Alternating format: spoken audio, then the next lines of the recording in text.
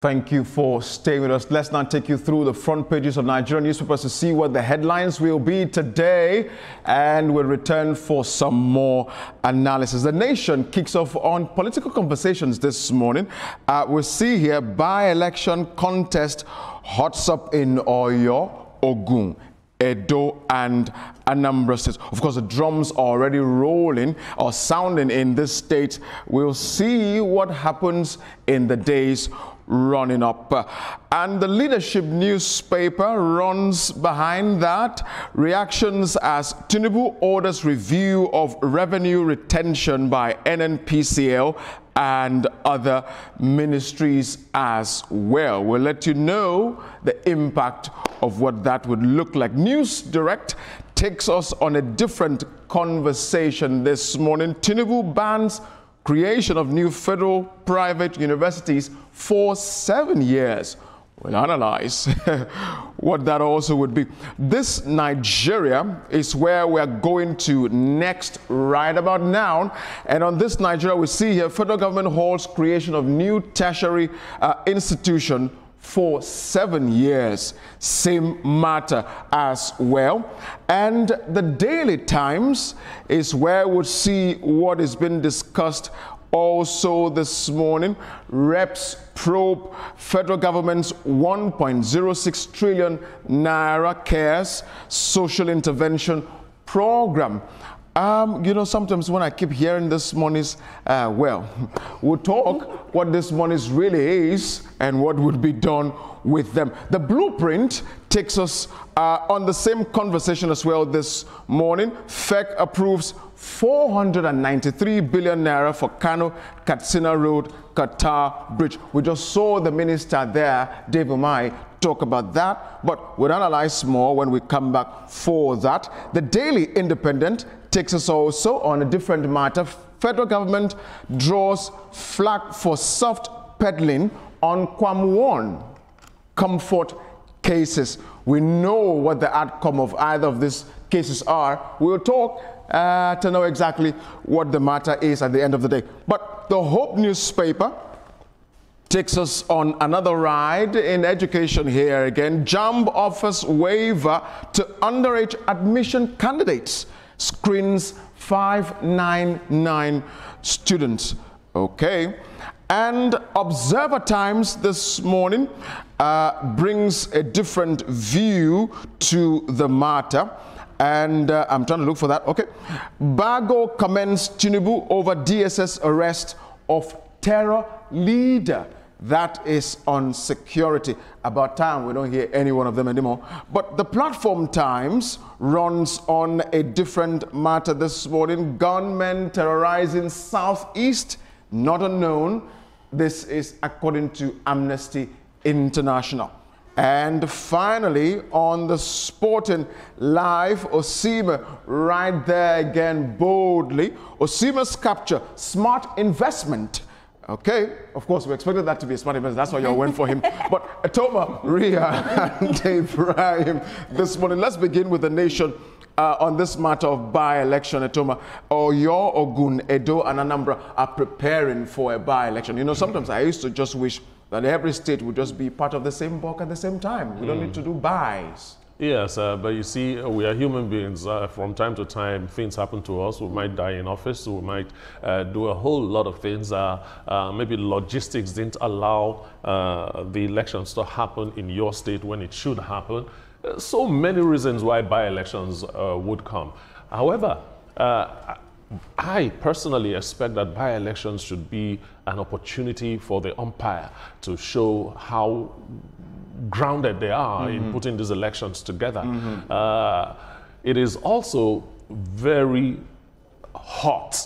The campaigns are always very hot because it's not a national campaign. That's right. So it's concentrated kind of campaign. It's quite interesting when you want to think about it. And the elections themselves are also exercises you want to watch you know.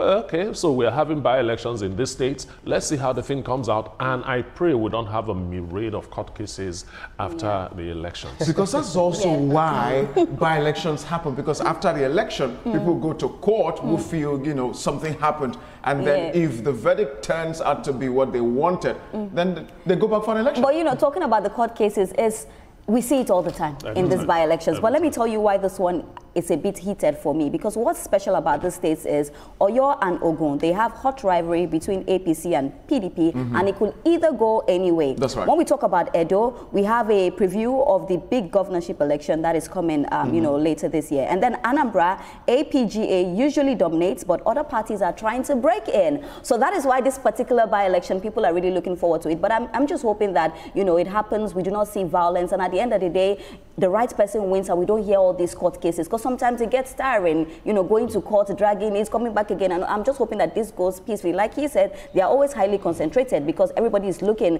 you know, at what happens and the outcome as well. So I'm just hoping that this is peaceful without any violence. Ibrahim, speaking of APGA, that's APGA in Anambra State. Apuga. Apuga. Yo. Right. They, you know, are saying we are the giants in the land. Nobody can come into Anambra.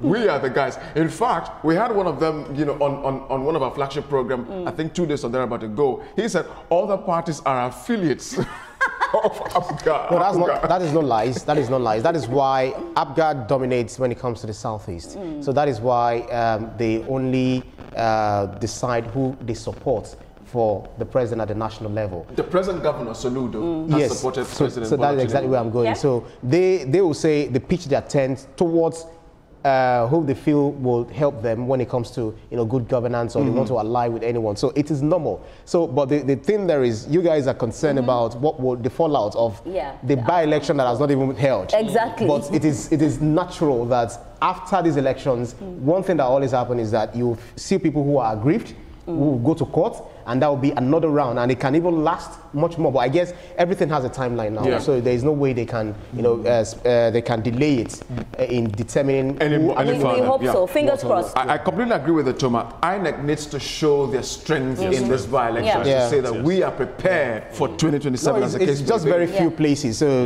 you can rest assured that they will do their best. Well, the leadership newspaper, Toma, brings another conversation here. Reactions as Tinubu orders review of revenue retention by NNPC. I remember you when we opened the show, you were saying, "My God," because surcharge of 30% for anything is really a whole lot of money. It's a whole lot of money, and that the federal government is looking at it and say, "Look, let's reduce this thing." Take for example, they reduce it by, let's say, 15%. That means 15% of that 30% can be saved every month, and what monies accrues from that savings can be used for something. That's right. You know, take for example, funding our universities that we are not going to establish more universities for another 7 years. So it's a good thing. I like it, and I pray that it works the way we have talked about it. And Ria, the news director is talking about where to just let off now.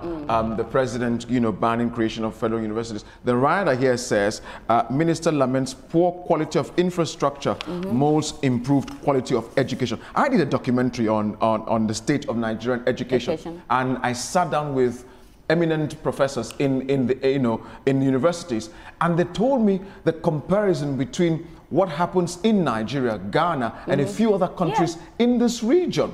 It seems as though, should I say, we had stopped developing our universities, for instance, now for a long time now. And I feel like we can do better. When I read this, all that came to my mind is quality over quantity. Because at the end of the day, you can have them many, but the quality is not strong. Yeah. I love this. I'm only hoping, and on this table, I always say it, when we hear news like this, I just hope that it's implemented properly. Because you cannot keep building new universities when the ones that you have are suffering from infrastructure. They are suffering from, how many universities even have like good labs, like for the people that are, learning medicine, like how many universities have those labs? So I'm happy that we're saying that, okay, you know what, now we are no more building anyone again. Let's concentrate on the ones that we have. Let us make them better. Yeah. And like you said, comparing other universities to the universities we have, talk about Ghana, South Africa, it's quite different, and I feel like there's more to be done. I like the fact that, this government is listening and they are seeing things that these are the things that should be put in place. You cannot keep adding more when the one you have is already deteriorated. Of course. Yeah. And Ibrahim, this Nigeria is also talking about the same thing, but I want us to zero in on budgetary allocation on education. UNESCO, for a while, have been raising the alarm that Nigeria, you need to increase the budgetary allocation for education. Yeah. Why is it hard for us to do so? And I think that is 20% of the federal budget. Well, yeah, so I guess so, if my memory serves me right. If we have a quota, something that we need to devote for education. Because, see, a nation can never rise above the quality of the teachers. And then by the time you're not having quality teachers in schools, what exactly do you think the students will learn? It baffles me each time I know that a school, a tertiary institution, or a technical institution, or let's say, what others, the state's establishment, federal universities, polytechnics, college of education, and they're not doing the right thing when it comes to building new infrastructure, repairing damaged vehicles, and you outsourcing this contract to people outside. So why are you training students in building tech and they are not doing it? Why are you training students in mechanical engineering and there is no mechanics that can fix? And there's just practice. At least have the knowledge. No, you have to. Practical is very important. Oh no, I absolutely agree. So what makes China what it is today? That's what makes US what it is today? Even is because India, they are using their own. Even fine, they bring in professionals and all of that, but we need homegrown solutions. Yeah. That's right. Consuming our own local content. It's not just on products, but for humans. And Etoma, the Daily Times, speaking of local content, reps are probing federal government's 1.06 trillion naira for social intervention programs. There are quite a number of social intervention programs that we have in this country, and sometimes, all these cash handouts. So reps are saying, Ogas and madams involved in this, come tell us exactly how you spend the money. I am always of the opinion, Etoma, instead of give cash handout, why don't we build structures that enable sustainability of this kind of interventionist programs? Not just products, let's build systems too. I believe so much in building systems because systems are not human beings. Once the system is created and it's working, it is automated. If you're supposed to be paid this for this reason, you get paid. If this money is supposed to go to this institution, it goes to the institution seamlessly without human intervention. Well, the NG cares is to expand their access to livelihood. If they are asking what the money is for, I'm answering that question. Support food security services and grant for poor and vulnerable households and firms. These grants, it's a normal practice all over the world. There are some people that are eligible for grants, and out of empathy, the government gives them these grants, mostly for business. That's it. You get what I'm saying? For business. Not consumption. Not for consumption. Mostly for business. So that's the answer to the House of Reps, because that's the answer that we'll get from the federal government. When it is for business, then that structure or system is then created for multiply effect. Exactly. Yes. But Ria, let me take you to the Blueprint newspaper here. We saw the minister reel out the plans for rehabilitation of some roads, and this one now is for Kano, Katsina Road and Qatar Bridge here in Lagos. The federal government has approved 493 billion naira for this. Minister David Umahi, he's been working. He's been working. And even though people will criticize, people have things to say, but I say that he's been working. Actually, I'm really excited about the Qatar Bridge because I'm in Lagos, so that's where all my attention is. Right. I go on tomorrow that you might be in Kano. Well, maybe. We'll take it as a Africano, but anyway. But anyway, I love the fact that we're looking at infrastructure, we're looking at roads, because these are really important, roads. We're talking about Kano, Katsina, we're talking about Qatar Bridge as well. I cannot wait to see the outcome, and I think this is positive. I think that we're seeing him do something for once. I think that we need to also appreciate efforts that have been put, because at the end of the day, when your road is good, at least something is better, then you can face more issues. Right. And Ibrahim, let me take you to this airport matter that is on the Daily Independent this morning. The issue of Kwamwon and Comfort Emerson. Now, we see the rider here. Experts say it's interfering in regulators' functions. Query naming Kwamwon as security ambassador. Say action rewarding impunity, lawlessness. Okay, so it depends on the perspective you're looking at it from. And I feel that at the end of the day, if you look at it, it's not just what happened wasn't just a national shame. It's an international embarrassment for the country. So if the country now decides to say, okay, we need to address this, fine, Kwamwan, you've erred, you know, so we need to make you an ambassador for aviation security. It seems like community service. Yes, one way or the other. But you know, it is okay. It's aligned, because one thing is that he's not a regional musician. As we were arguing before we started the show. Yeah. But you know, he travels to Brazil, Cuba, other places where Yoruba is spoken, even in Hausa places. Because if you have Rarara, you know, singing in Kano, in the north, we also have Rarara coming to Nigeria, Kwamwan going to other states. So whenever it goes out, I know musicians, they have cult following. So in his music, it will talk to them about how to behave well when it comes to, sort of, instead of you standing in front of the aircraft to say, aircraft, you can never take off. Something on this, because Festus Kiamo had said something, and I feel like Nigerians, sometimes we do not read and we don't understand things that we speak.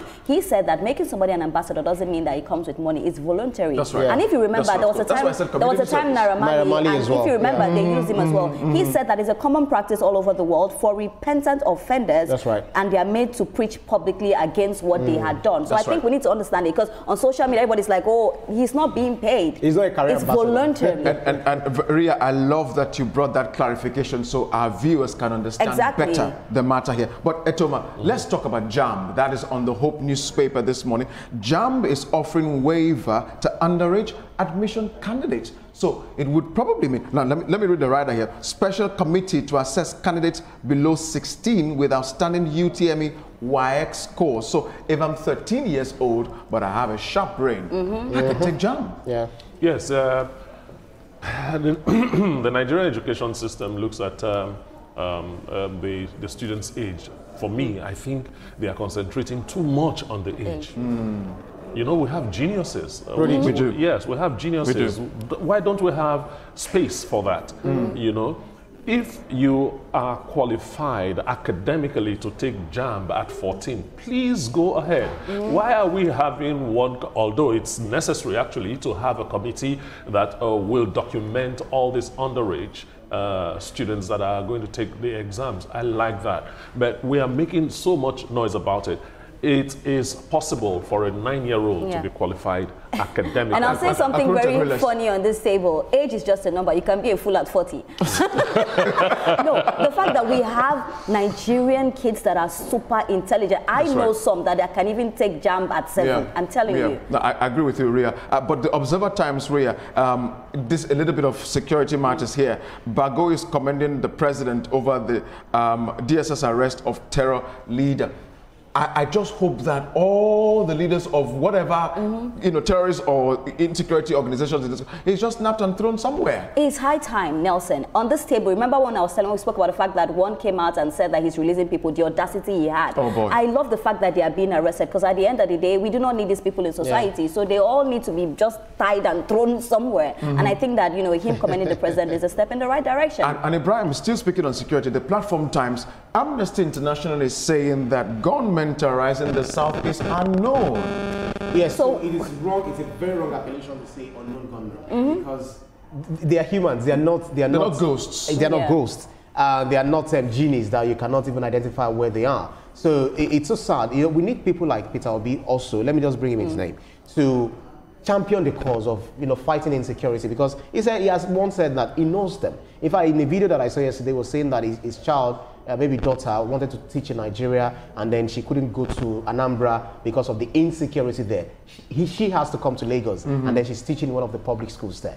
What does that send to you? You know, someone who had been governor there for 8 years. So it means that you know your people, you know them. You can always talk to them about the agitation rather than politicizing every insecurity issues. So we know these people, because Charles Oludo has said once that the vegetable, I mean the ants that is eating the vegetable, is inside. 99% of them are from the States. But Ibrahim, quickly, let me take you to the Sporting Life, which is where we'll wrap up on the newspaper review this morning. Osimes captures smart investment. Bring us some more details about this, Ibrahim. Yeah, so talking about Sporting Life, this story especially, Because one thing is, yesterday we talked about one of the players that resigned, moving on to another, club, saying, see, Osimhen, everyone is happy about your coming in, but Galatasaray is known to be to not fulfill what's it called?